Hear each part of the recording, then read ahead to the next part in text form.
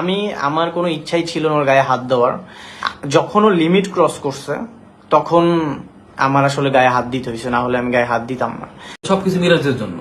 ও যেভাবে পুরো বিষয়টাকে একদম ফলাইছে, ও চাচ্ছে যে বিষয়টা ভাইরাল হোক, মানুষজন আমাকে গালিগালাজ করে। গাইস, মিরাজ এমনকি আরোহী মিমের ভালোবাসার সম্পর্ক নষ্ট করে দেওয়ার কারণে এইবার মিরাজ খান সাকিব সিদ্দিককে ধরে মারলো। তো মিরাজ সাকিব সিদ্দিককে কিভাবে মেরেছে তাও আপনাদের মাঝে দেখাবো। তাছাড়া মিরাজ লাইভে এসে সাকিবের ব্যাপারে কি বলেছে, এমনকি অন্যদিকে সাকিব লাইভে এসে কি বলেছে তাও আপনাদের মাঝে দেখাবো। তাছাড়া বন্ধুরা, অন্যদিকে ওমর ইন্ডিয়াতে গিয়েছে, এমনকি ইতিমধ্যে টিকটকারদেরকে আবারও রোস্ট করে দিয়েছে, তাও আপনাদের মাঝে সেই ভিডিওটি উপস্থাপন করব। তাছাড়া সবশেষে রাকিব হোসেন সহ অনেকগুলি ভাইরাল আপডেট এই ভিডিওতে তুলে ধরা হবে, তাই অবশ্যই ভিডিওতে লাইক দিয়ে শেষ পর্যন্ত দেখতে থাকুন।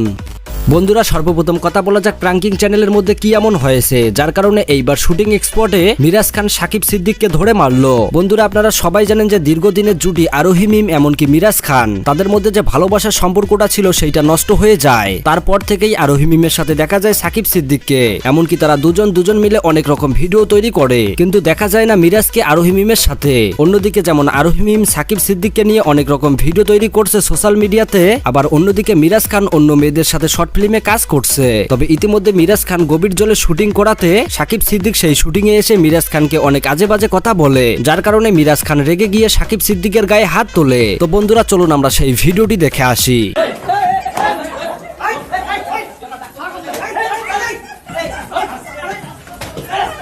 তাছাড়া বন্ধুরা, ইতিমধ্যে মিরাজ খান সাকিব সিদ্দিককে মারার বিষয়টি নিয়ে লাইভে এসে সরাসরি কি বলেছে, তো চলুন আগে আমরা সেই ভিডিওটি দেখে আসি।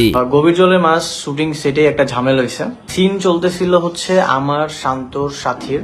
তো সেই সময় আসলে সাকিব আসে। তো ও আসার পরে হচ্ছে আমার সাথে এমনি জাস্ট আমার সাথে শুধু তর্কতর্কি করে, শুধু একটা ঝামেলা জড়ানোর চেষ্টা করে। তো আমাকে বলতেছিল আমি নাকি ওর নামে এটা করছি ওইটা করছি, এর কাছে এটা বলছি। তো আমার কথা হইতেছে যে আমার শুট চলতেছিল সেখানে, আমার সবকিছু সেখানে, তোমার তো এখানে কোনো সিন চলতেছিল না, তাহলে তুমি এসে কেন আমার সাথে ঝামেলা করবা? আমি তো তোমার সাথে কোনো ঝামেলাতে জড়াইতে চাই না, আমার ইচ্ছাই নেই তোমার সাথে কোনো ঝামেলাতে জড়ানোর। আবার শান্ত যেখানে মানা করছে, ঠিক আছে, সেইখানে আর কথা বাড়ানোর কোনো দরকারই ছিল না, তারপরেও কেন ও কথাটা বাড়াইছে? লিমিট ক্রস করছে তখন আমার আসলে গায়ে হাত দিতে হয়েছে, না হলে আমি গায়ে হাত দিতাম না। আমি পুরো শিওর এগুলো সবকিছু সাকিবের কাজ, ঠিক আছে? তাহলে এইসব ভিডিও কোত্থেকে লিক হয়েছে? আমি ওর পেজে দেখলাম যে ও একটা স্ট্যাটাস দিচ্ছে যে আমার এলাকায় আসবে। আরে ভাই তুই আয়, মোস্ট ওয়েলকাম, তুই আয়, আমি তোর ওয়েলকাম করতেছি, তুই আমার এলাকায় আয়, আমি চাই তুই আয়। বন্ধুরা, যতটুকু জানা গেল তাদের মধ্যে ঝামেলাটা লেগেছে আরোহী মিমকে ঘিরে। তো যাই হোক বন্ধুরা, অন্যদিকে আবার মিরাজ খান সাকিব সিদ্দিককে মারাতে সাকিব সিদ্দিক মিরাজকে হুঁশিয়ারি দিয়ে অনেক রকম স্ট্যাটাস এমনকি পোস্ট করছে। এমনকি ইতিমধ্যে মিরাজ খানকে নিয়ে সাকিব লাইভে কি বলেছে দেখুন। প্র্যাঙ্কিং এর গভীর জলের মাছ সেই ওয়েব সিরিজটার শুট হচ্ছিল এবং সেই শুটে আমিও উপস্থিত ছিলাম। আমি কেন উপস্থিত ছিলাম? কারণ আমিও এই ওয়েব সিরিজটাতে আছি। সিঙ্গেল একটা স্ট্যাটাস বা স্টোরি দিয়েছি, কিন্তু প্রতিটা নিয়ত মিরাজ কিন্তু আমাকে ইনডাইরেক্টলি করে বিভিন্ন জায়গায় ইন্টারভিউ দেওয়া শুরু করে, ফেসবুকে স্টোরি, তারপর বলেন নানান ধরনের টিকটকের বিভিন্ন ধরনের ক্যাপশনে থার্ড পারসন এইটা। তখন ওরে ডাকছি যে মিরাজ সাইডে আসো, এখানে সাথে ছিল, শান্ত ছিল, আমি ওরা ডাকি, ও আমার সাথে আসে না। ও বলে যে কেন আমি যাবো কেন? তখন একটা পর্যায়ে কথা কাটাকাটি হয়, কথা কাটাকাটির ফলে এক পর্যায়ে হাতাহাতি হয়, এই সিচুয়েশন। তো বন্ধুরা, প্রাঙ্কিং চ্যানেলের এই দুই অভিনেতার মধ্যে তাদের মারামারির বিষয়টি নিয়ে আপনাদের কি মতামত অবশ্যই কমেন্ট করে জানাবেন। তো এবার কথা বলা যাক ওমরকে নিয়ে। ইতিমধ্যে সবাই জানেন যে ওমর বাংলাদেশ থেকে ইন্ডিয়া গিয়েছে, এমনকি ইন্ডিয়াতে যাওয়ার পথে ট্রেনের মধ্যে টিকটকারদের উদ্দেশ্য করে কি ভিডিও বানিয়েছে দেখুন। এই সিটগুলো শারীরিক প্রতিবন্ধী নাগরিকদের জন্য, আর আমার বন্ধু এই সিটে বসছে কারণ ও টিকটক করে। তাছাড়া বন্ধুরা, ইতিমধ্যে ওমর শত্রুদের উদ্দেশ্য করে টিকটকে কি ভিডিও বানিয়েছে সেই ভিডিওটি দেখুন। কারো পেছনে হাঁটা আমার অপছন্দ, এজন্য আমি একা হাঁটতেই অভ্যস্ত। তো যাই হোক বন্ধুরা, এবার কথা বলা যাক রাকিব হোসেনকে নিয়ে।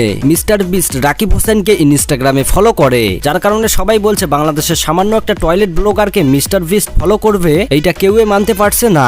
সবাই বলছে মিস্টার বিস্টের হয়তো ম্যানেজমেন্ট থেকে ভুল করে হয়তো তাকে ফলো গিয়েছে, তা না হলে কল্পনাতেও এইটা হতে পারে না। কিন্তু রাকিব হোসেন একটা ভিডিওতে বলেছে যে বাইরের দেশের অনেক ইউটিউবারই নাকি তাকে ফলো করে। তো যাই হোক বন্ধুরা, এই বিষয়টি নিয়ে আপনাদের মতামত কিন্তু কমেন্ট করে জানাবেন।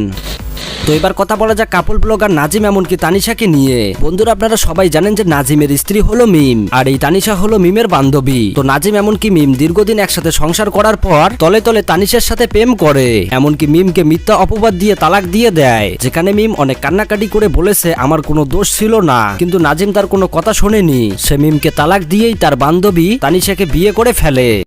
কাবিন কত করছেন? কাবিন তো করি নাই, মানে কাবিন হচ্ছে 1 টাকা, কাবিন ছাড়াই বিয়ে করি। কত বড় নির্লজ্জ হলে এই কাজটা করতে পারে সেইটা আসলে বলার মতো না। তো বন্ধুরা নাজিম যে গেমটা খেললো এই গেমটা নিয়ে আপনাদের কি মতামত অবশ্যই কমেন্ট করে জানাবেন। তো বন্ধুরা এই ছিল নতুন আপডেটের ভিডিও, দেখা হচ্ছে পরবর্তী কোনো আপডেট ভিডিওতে। আল্লাহ হাফেজ।